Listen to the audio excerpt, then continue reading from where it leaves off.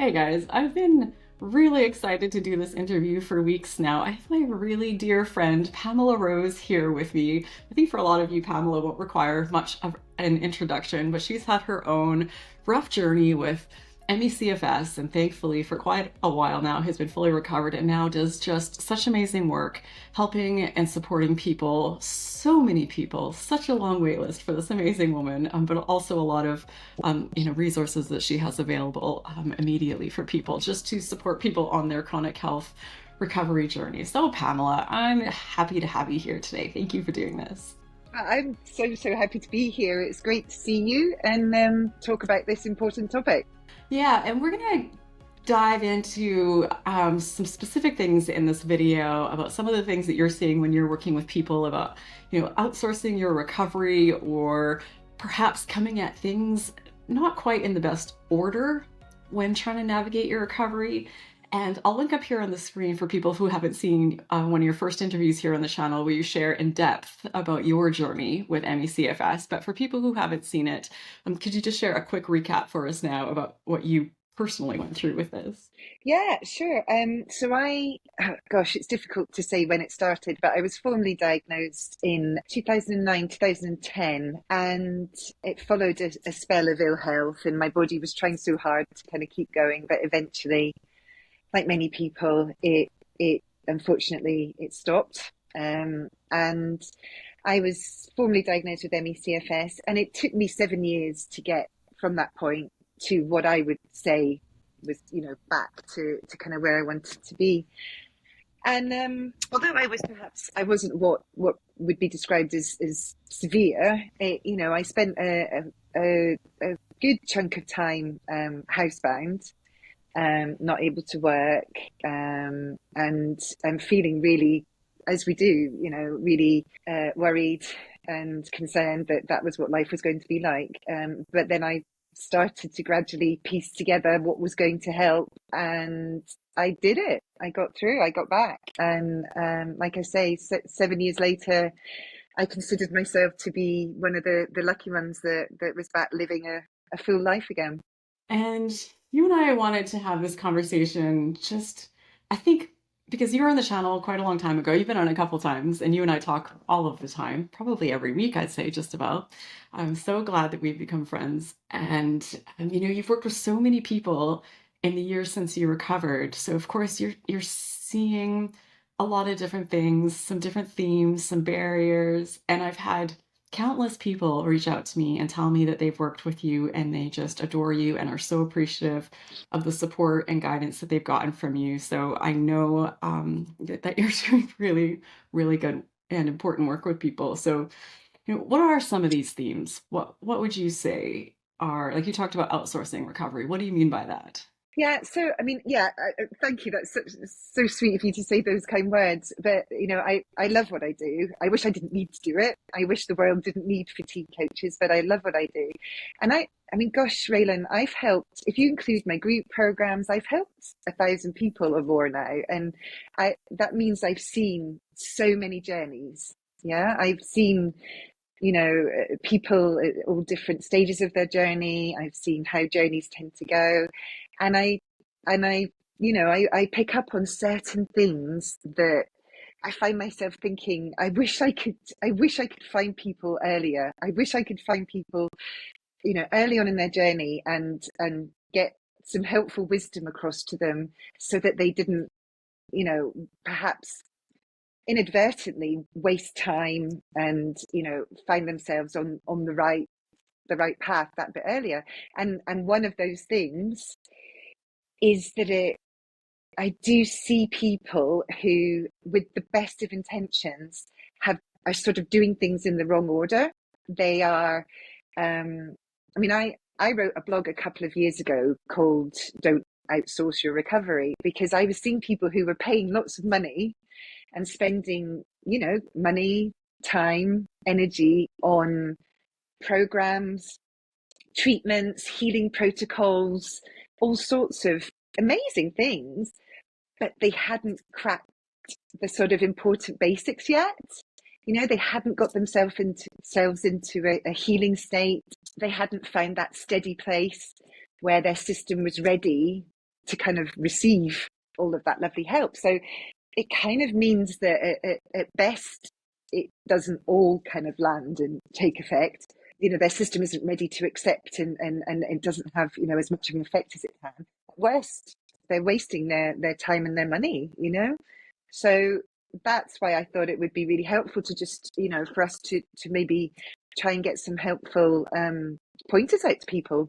Yeah, I think when I first got sick and I was in this severe panic, fear state, I was losing my mind. I was terrified. I was overwhelmed. I was really depressed because I'd already seen my mother go through this. And, I found a very expensive doctor who had a lot of very expensive recommendations to dive into. And I threw me and my ex-husband every dollar we had at it, spending thousands of dollars almost immediately, on a fast track to bankrupting ourselves. And I was you know, terrified, alone, because he often worked out of town. I'm severely depressed. I'm so scared and doing all these things. And it just, when I hear you say about doing things in the wrong order or kind of maybe like starting with more of the basics, I think that would have made more sense. Like, let's deal with this But tornado of emotion and fear first. And the thing is, I guess, Raelan, when we were both in the early stages of our journeys, there wasn't as much around. I mean, there are good things and bad things about that, aren't there? But there wasn't so much around. I can't remember what year was it that you were first diagnosed? 2008. It's a similar sort of time, isn't it? And we didn't have Instagram, we didn't have YouTube. I don't think we had Facebook, or it was very early days. And so we just didn't have the same access to helpful information, which is kind of good and bad, I suppose, isn't it? On the one hand, we didn't have any or very much guidance at all. But on the other hand, we didn't have that overwhelming kind of mix of, suggestions and possibilities out there that we had to kind of try and navigate. And yeah, if I'd had the resources, maybe I would have, to be honest with you, spent a lot. I think that's where our journeys maybe differ. But yeah, you will do anything, won't you? And I think the fact that we've got your wonderful channel now, and there are all these amazing sources of information, we kind of owe it to everybody out there to try and guide them and get some of these helpful messages out. Basically what we needed that wasn't there. So in these, 1,000 or more people that you have worked with their recovery, what have you seen is the best place or the best way for them to start this? So I'm constantly honing and refining, how I guide people, and of course, as you know, I treat everybody as an individual. I don't do one size fits all approaches. But if somebody was coming to me quite early on in their journey, the first thing I would suggest that we need to work on is to get them, as I say, into that healing state, into a place where their system is just getting into a slightly steadier, more stable state. And by healing state, I mean, nourishing themselves, both physically and, nourishing their soul, fueling themselves. So many people forget to eat regularly, or perhaps eat too much in one go. And so get them to explore what kind of, not just what they're eating, but how and when. Then I work with them to get them to figure out the right resting pattern for them. Again, everybody has to figure that out for themselves, but I've got some quite specific ways that I guide people as to how to get to that place as quickly as possible.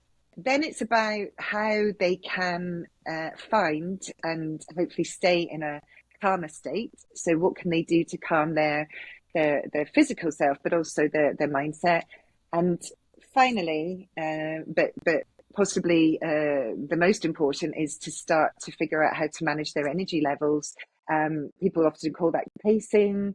It's about, learning how much energy they've got and starting to get closer to living within it. So once they've done those 5 things and they've achieved, or they've started to get into more of a healing state, then we can start to move forwards and really get them figuring out their their energy levels and how they can achieve the life that they need to and want to, with their current energy levels. So those are the sort of the first stages.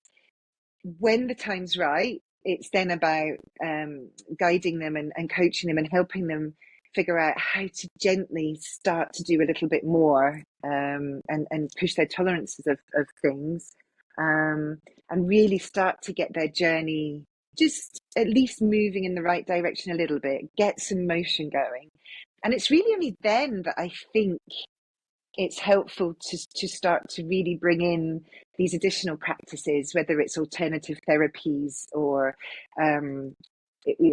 other kind of healing programs, because their system by then has found some steadiness. It's starting to move, get some forward momentum going, and it is then often ready to kind of receive that additional help. I mean, it's different for everybody, but I do see time and time again that it's that sort of order of things that it's helpful to follow. One of the reasons I really wanted for us to have this talk, Pamela, I mean, because you and I have these conversations all the time, just informally, through WhatsApp and through voice messages and stuff during the week. But we're both kind of uniquely positioned in that you're seeing so many people that aren't recovering. And eventually they do, but that's when they come to you. And then the people that come to me have fully recovered. So I'm hearing kind of the story from the flip end. So I'm always curious, because as you're sharing some of these stories, I can hear questions that people in the comments say, or I just can almost foresee things that are going to come. Like so many people, like those initial beginning stages that you shared are, I think, very important and such helpful information. But I'm sure you've noticed that a lot of our community, people who face these conditions are either high anxiety people or overachiever people or type A type people. So they can turn anything, even anything simple, and myself included, into something really stressful. So how do you guide people as they're working through these things, whether it be pacing or figuring out their diet, to not get too rigid and turn it into something that makes them even more stressed out? Yeah, I mean, it's a really, really good point. And these are people who are used to, the more they throw at something, the better the results. Yeah. Like you say, high achieving types. And as we know, with these fatigue journeys, the more you throw at things, actually it can have the opposite effect. It can really kind of hold you back, slow things down, and trigger symptoms rather than help them. So what I tend to do is, I've talked about this before, but help them define a plan, help them figure out what they need to do today and get them sufficiently motivated to wake up every morning feeling determined to do more of the helpful things that day than the unhelpful, and really be able to tangibly link that to a day closer to moving forwards, I suppose. So one of the frustration, I mean, there are many frustrating elements to a fatigue challenge, but one of them is this sort of lack of control. You nobody can give you answers, nobody can tell you sometimes even why this is happening, and they certainly can't predict the future or give you reassurances and promises. But if you feel you've got a bit of a plan, if you feel that every day you've got something that you can be focusing on, at least makes you feel like you can get some control back, I suppose. So that's usually a good start. As a coach, I also encourage people to have small achievable goals that we're working towards, because at least you can then anchor every successful day as a day closer to being able to do something else. And again, those goals will change from person to person. I've got people at the moment whose goals might be to be able to actually get downstairs and enjoy sitting in their front room with their family.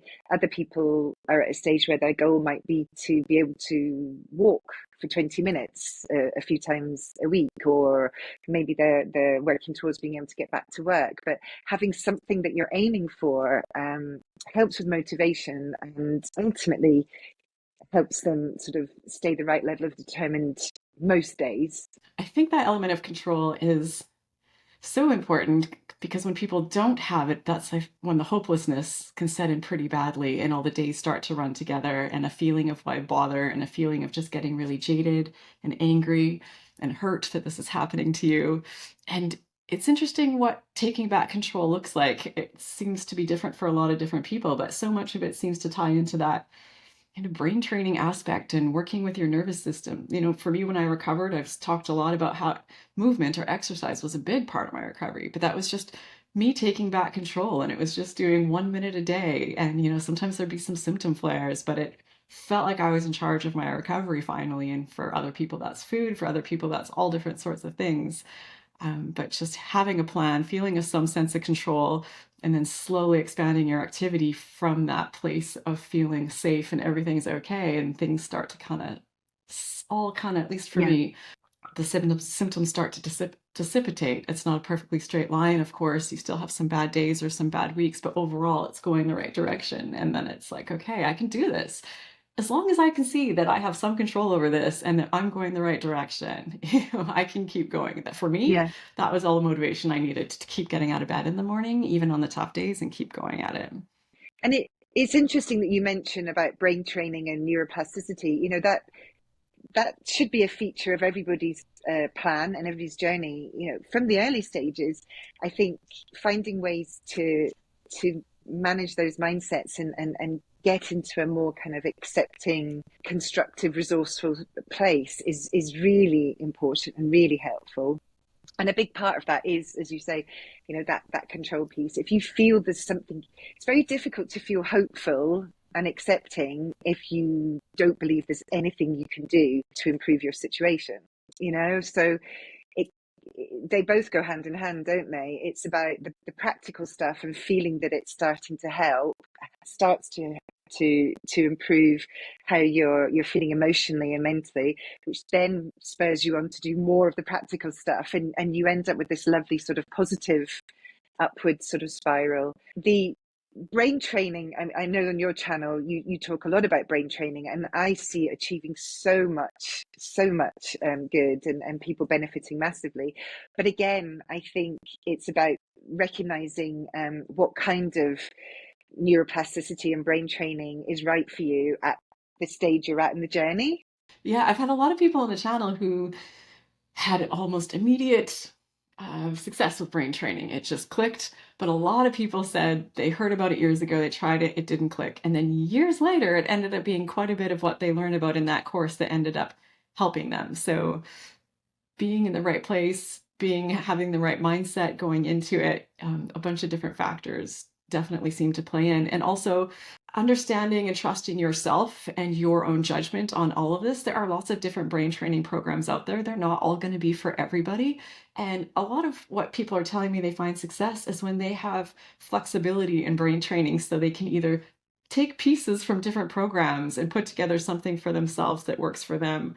What definitely seems to be problematic is when people get into a program that is very rigid, has a lot of homework, sets you up with this feeling of always being behind because you can't keep up, and like you're never doing enough and it isn't working, even if no one's implicitly saying this, but it starts to feel like it's your fault and it's just more stress. So I just think all of those Mm. elements of, understanding, compassion, flexibility, the right time, the right strategies, what it is exact. Everyone's got something different going on. Well, not everyone, but we've got a lot of different things going on in our bodies. So there, unfortunately, Yeah. yeah, isn't just a one and i size fits all approach. yeah, I think you're spot on. I think everybody's different, and for some people, following a program is absolutely the right thing for them. Mm. They just want to have a defined program of activity that they do every day, and they follow it, and they trust it, and they know it will help. Other people either can't afford those sorts of resources, or perhaps have got enough of their own curiosity that they want to learn about it themselves and really create their own approaches. And actually, I see that happening really, really successfully. And I think logically, if you're piecing it together yourself via information you're learning from different sources, you're going to be using the words and the phrases that your brain recognizes, aren't you? But I would never, it's different for everybody. For some people, programs are absolutely the best idea. For other people, for whatever reason, tackling it themselves is much more effective. Again, it's important that you recognise which approach is right for you. I've actually had quite a few people tell me that they did brain training program or some kind of recovery program, but what really allowed them to be successful with it was hiring a health coach in addition, because going through the program can be scary and you have a lot of questions, and sometimes you just need some reassurances and some support and someone to remind you to, be kind to yourself in that process, and that you're fine. Everything you're feeling is normal. You're okay. You're on the right track. And if this doesn't work, that's also okay. We will keep looking and find something Yeah. else. So ultimately, I'm just thrilled. I know, Liz, some of you watching will know Liz Carlson, Heal with Liz. Liz, Pamela, and I are become really close friends. And Liz and I say a lot, like, we wish we had a pocket Pamela to just carry around. And I think that's the concept of people working with a health coach, just someone just to reassure you, and just, how even just ask you good questions to help you think about things, not necessarily have all the answers for you, but have a lot of experience to have a lot of good insight. So I think for people these days, it's amazing that there is so much support out there, and I'm so grateful for all the Pamelas, even though I haven't figured out how to make you a pocket Well, Pamela yet. and there are and there are more Pamelas. I mean, when I started this, I mean, as far as I know, I was the first fatigue coach. There was nobody else out there that I found anyway calling themselves that. Oh. And there are a bunch of us now, and that's an amazing thing. It's a great thing. And again, not everybody can necessarily stretch. Not everybody has the resources to have access to a coach. But I think at least understanding the importance of having a plan, having something that you're kind of working towards, finding, even if it's having, I don't know, somebody, a buddy, somebody who's going along your journey with you, that will just help keep you accountable and focused, and reassure you if you are getting things in the wrong order, because nobody gets this stuff perfect. It's impossible to get it perfect. But if you can get it perfect enough, then things will eventually start to go in the right direction. But yeah, I love what I do. As I say, I wish I didn't have to do it, but I think you and I have talked about this before. We're trying to give people what we just so badly needed ourselves that wasn't there. And you said about having a plan, and I think that's where a health coach can be really important, or people can do this on their own, depending on, how they're wired and their personalities. But so many people in life, regardless of what it is, don't have a plan. I started this YouTube channel, and for a long time, people would ask me, "What's your plan?" I'm like, "Well, I don't know. I'll make another video." I didn't have a plan. And, I put out a meal planning course a while ago, and really core simple piece at the beginning was just how to have a plan for the week. And I got comments like, "Wow, it didn't occur to me to have a plan for the week for my food." And I think, especially when you're overwhelmed with illness, it's understandable if you don't have a plan. And it doesn't have to be complicated or rigid, and it can change and adapt as you go. But at least someone to help you be like, "Okay, what are we doing now? What is our plan this week?" Operation Rescue Yourself, as you say. What are we doing for this? And I don't mind sharing that what I tend to start with people, especially at the beginning of their journey, because you're right. If you've got a fatigue related health challenge, you do not really want to have a complicated document and a milestone plan that you're tracking, but you need something. And what I suggest they do is just to have 3 simple sections to it. They've got a goal, something they're working towards, but then they've got a capture of what they're working on at the moment, to remind them of what they're doing, and to allow them to check in every week, every month, or what have you, and review whether all of those things are still serving them well. Then they have a section of things that they want to try in the future, because as we know, you shouldn't try and do too many new things at the same time, because how do you know which one's helping or not helping? So it's helpful to kind of capture anything that you've heard about that you want to try next. And then the third section is things that they've done, things they've tried and have either stopped because they did their job, or stopped because they didn't appear to be helping them. Because it's helpful to keep a note of that stuff too, isn't it? You learn things. And as you said earlier, It could be that they tried something early on. I think brain training is a great example. They may have done it, they may have signed up for a program, tried it early on, didn't actually feel like it was helping much. So they recognize that, pause it. But it's really helpful to kind of still have that captured on their plan, because they may then recognize that a little bit further on, they want to bring it back up into the kind of active part of their plan, and give it another go. And it's so easy. We try so many things. We do so many things, and it's really easy to kind of forget about them sometimes, isn't it? Especially if you've got Absolutely. fatigue, of course. Yeah. Yes, especially with brain fog. Pamela, it's been so, so great having you here. I'd love to have you here even more often. I know you just have so much great stuff to offer people and to support people with. People watching, if they want to learn more from you, what resources do you have available? And what do you offer? How can they reach you?